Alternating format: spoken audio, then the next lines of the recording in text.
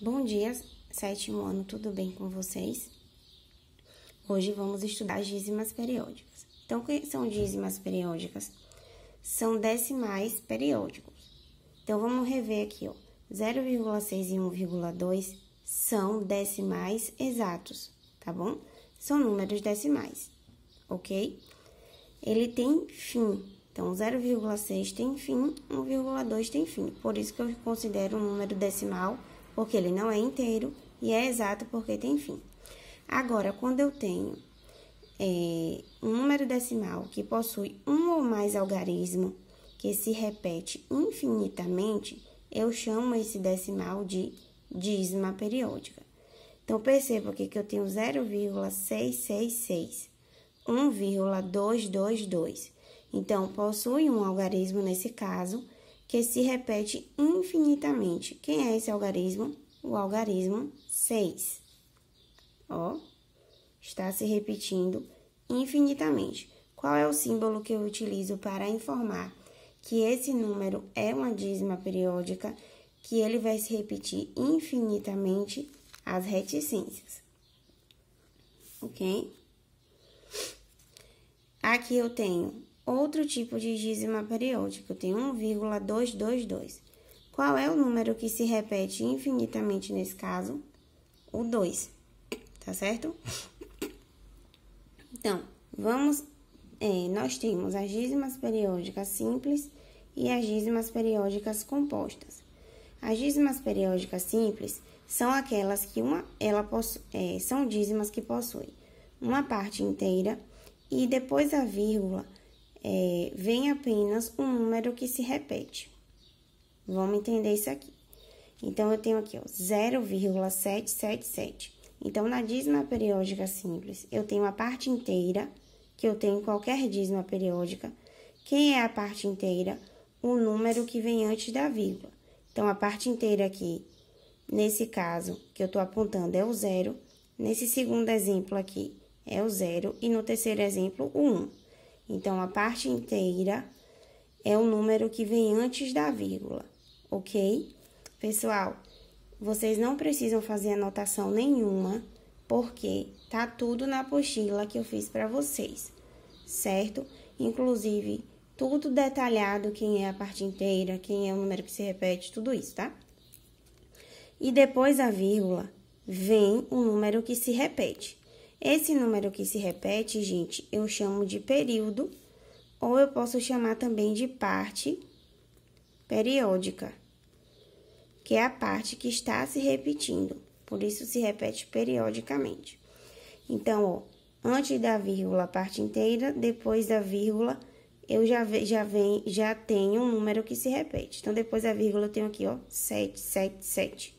Depois da vírgula, eu tenho 13, 13, 13. Depois da vírgula, 35, 35, 35.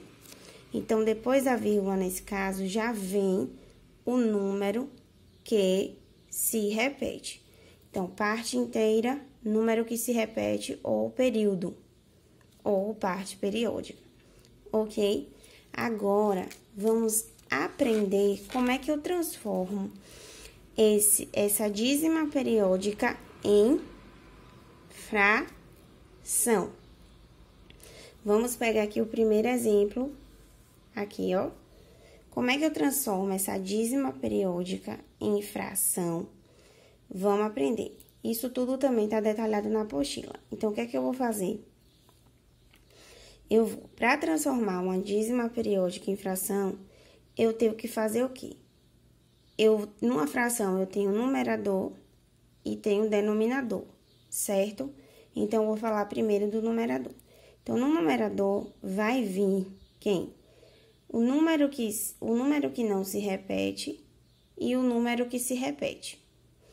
Porém, aqui o número que não se repete, ou seja, a parte inteira, tá?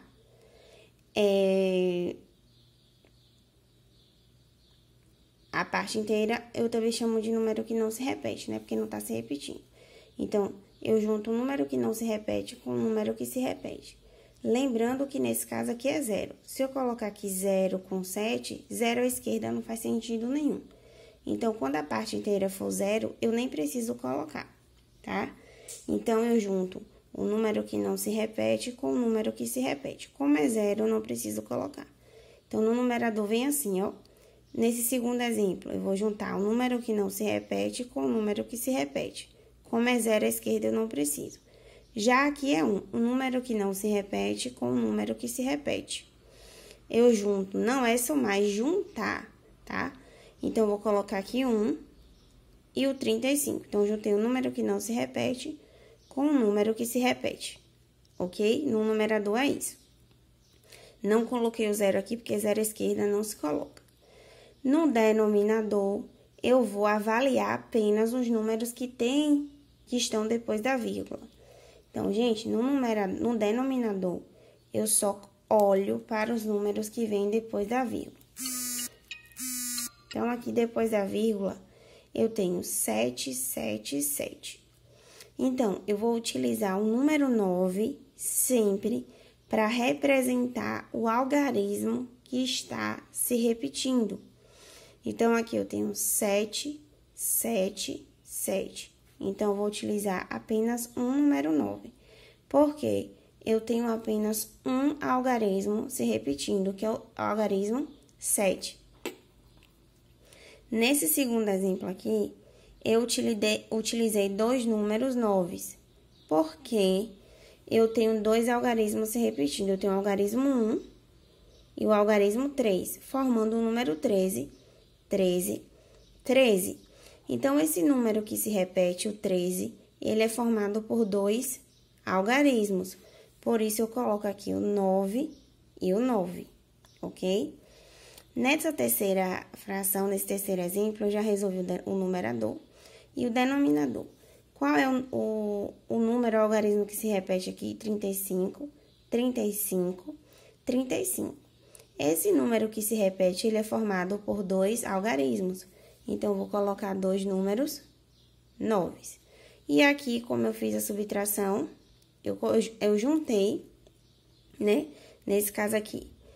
Eu acho que eu nem falei desse menos. Então, no numerador, eu junto um número que não se repete com o número que se repete, menos o número que não se repete. Nesse caso, é 1. 135 menos 1, 134. Por que a senhora não fez isso, Pro? Olha o que diz a regra. Eu pego o número que não se repete, junto com o número que se repete. 0, 7, não coloquei. Menos o número que não se repete. 7 menos 0 é o próprio 7. Então, quando for 0, eu não preciso colocar. Ok? Então, quando o 0 estiver na parte inteira, eu não preciso colocar. Ou seja, quando ele vier antes... Quando o 0 vier antes da vírgula, eu não preciso colocar.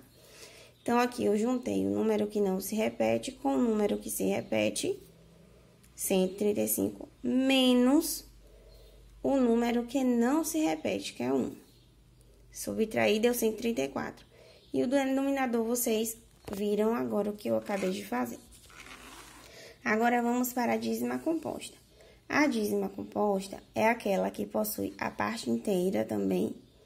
E após a vírgula, na dízima simples, eu só tenho números que se repetem, ou seja, eu já só tenho a parte periódica, não é isso? Então, a diferença da simples para a composta é essa, ó. Na composta, eu tenho a parte inteira que vem antes da vírgula, e depois da vírgula eu posso ter a parte periódica, ou seja, números que se repetem, e um número que não se repete. Observe que aqui eu tenho 0,3, 4, 4, 4. Quem é que está se repetindo aqui? Pro? Apenas o número 4. O 3, ele não se repete. Então, essa é a distinção da dízima composta para a dízima simples.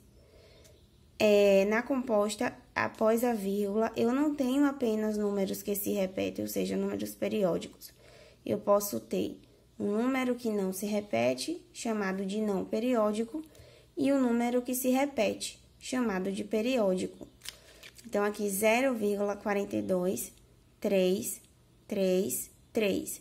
Esse número depois da vírgula aqui não se repete e o 3 se repete. Não periódico e periódico. 3,5, 2, 2, 2. Aqui eu tenho o quê? após a vírgula, eu tenho um número que não se repete. Então, eu chamo ele de não periódico. E o que se repete, periódico. Agora, vamos transformar essas dízimas em fração. Segue a mesma regra da dízima simples, mudando alguma coisinha só por causa desse número aqui, ó, que vem depois da vírgula.